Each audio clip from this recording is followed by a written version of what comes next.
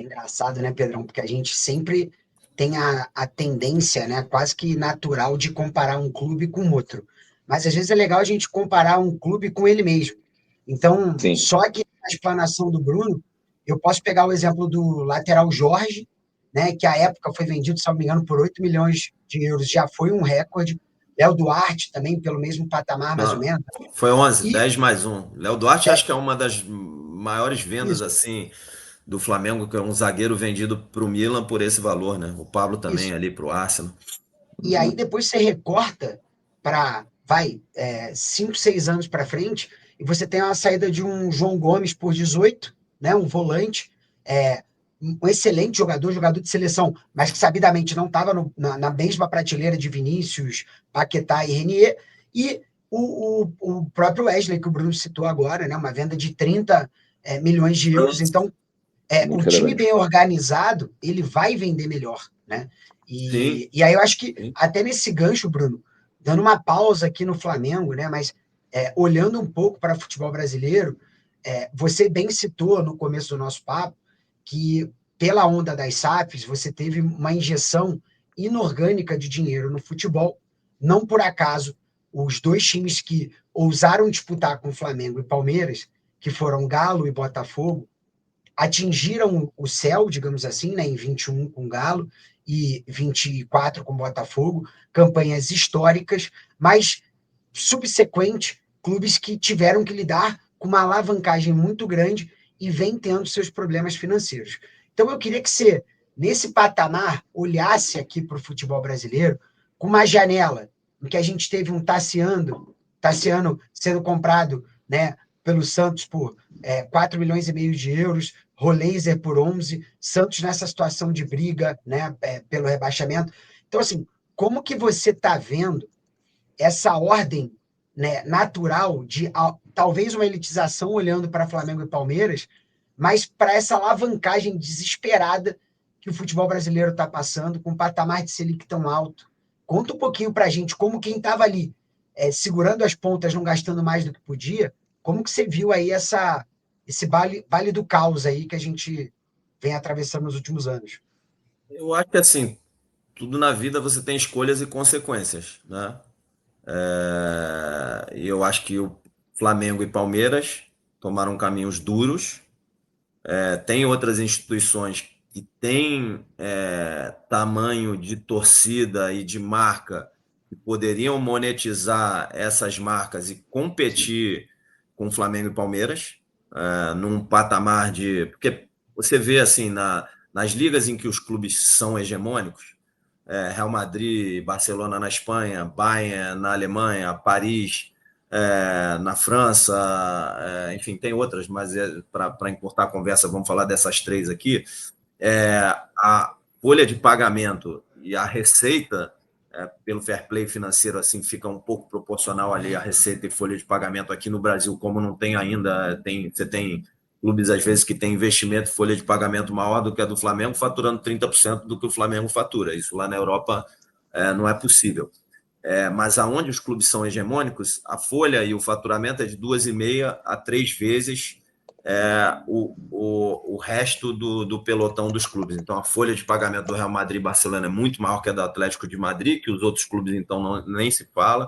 Do Bayern em relação ao Borussia, eu acho que é 3 vezes. O Paris, em relação a quem está ali no segundo pelotão, deve ser umas 3, 3,5. E aqui no Brasil, você tem Flamengo, Palmeiras e mais uns 3 clubes ali que têm tamanho de torcida, se forem bem geridos, se implementarem processos, se tomarem a dose necessária do remédio, que é amargo, que é duro, etc., e tomarem o caminho certo, em algum tempo eles conseguem estar num patamar de receita que não vai ser uma diferença de receita onde você vai ter um ou dois clubes hegemônicos, mas precisa tomar um caminho correto.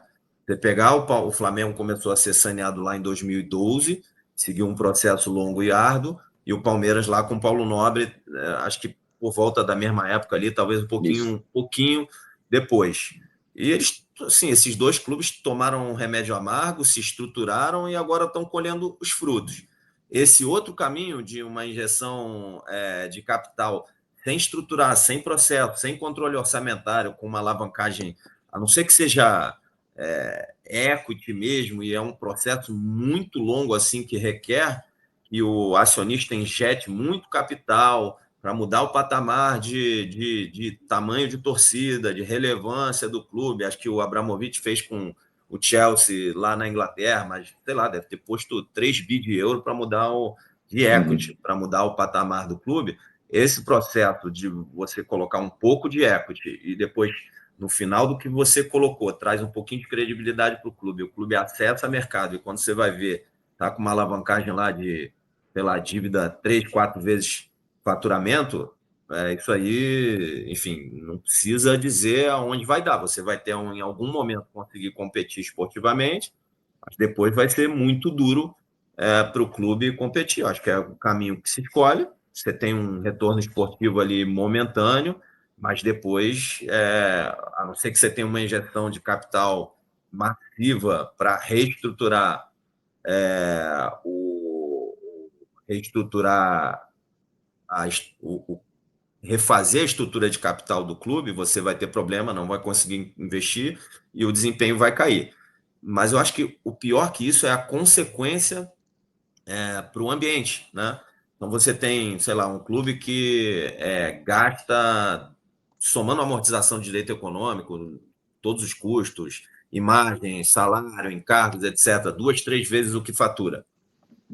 De forma irresponsável, ele começa a pressionar valor de transferência e começa a pressionar salário no ambiente inteiro. Aí pressiona a rentabilidade dos clubes e, como a rivalidade no futebol é muito grande e tem rebaixamento, você não pode ser, quer dizer, você pode ser conservador, mas o rebaixamento também tem uma consequência financeira. Você força um viés nos outros clubes a tomar risco também, e aí o patamar dos salários, o patamar do valor das transferências internas sobe e pressiona endividamento e rentabilidade dos clubes. Então, eu acho que isso não é sustentável, isso não é bom para o ambiente do futebol brasileiro como um todo, para o produto, e assim, eu acho que fica um elogio grande aqui assim ao trabalho que a CBF vem fazendo em todas as áreas, entrando um pouquinho aí na parte, né, comercial do futebol, de calendário, de implementação de fair play financeiro,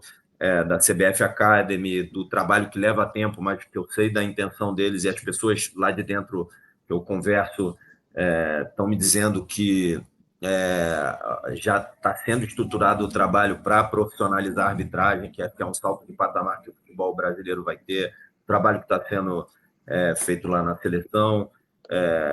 Enfim, então acho que a CBF está indo num caminho legal e tem um caminho para que se forme realmente uma liga no futebol brasileiro para que cuide dos interesses esportivos e comerciais do principal produto, que é o Campeonato Brasileiro, e tomara que consiga levar o produto para o mundo. Mas eu acho que, respondendo, voltando aqui no cerne da questão, não é um caminho saudável, não é um caminho sustentável, esse caminho de colocar um pouco de equity dentro do clube, alavancar, gastar muito mais do que fatura, investir muito mais do que fatura, o retorno não vem nessa velocidade de, sei lá, você investir, um clube que fatura 400 milhões, investir 120 milhões de euros e gastar 600, assim, não tem crescimento de faturamento possível para um clube desse que suporte um investimento e uma estrutura de custo desse tamanho. Assim, ou vai ter que ter uma injeção de capital ou uma reestruturação de dívida ou reestruturação de custo em algum momento. Mas depois que isso aí foi feito, ele já gerou um estrago grande no ambiente inteiro. Você tem clubes aí que eram super responsáveis financeiramente, que tinham teto de salário, orçamento cumprido à risca e que tiveram que mudar esses tetos salariais, senão iam cair para a segunda divisão e colocava o projeto de longo prazo abaixo. Mas eu acho que devagarinho isso está voltando para o trilho. O fair play financeiro que a CBF já mostrou o desejo e que acho que vai implementar rapidamente, a melhoria da eficiência da CNRD também. Eu acho que tudo isso a gente teve, acho que um processo saudável da criação das SAFs, de aprofundamento da profissionalização do futebol, mas óbvio que isso tem consequências, e agora o futebol brasileiro está lidando com essas consequências, e eu acho que está indo para um... Ele aprendeu qual é a consequência, e agora eu acho que vamos para a fase de tomar o remédio e ir para um ambiente mais saudável.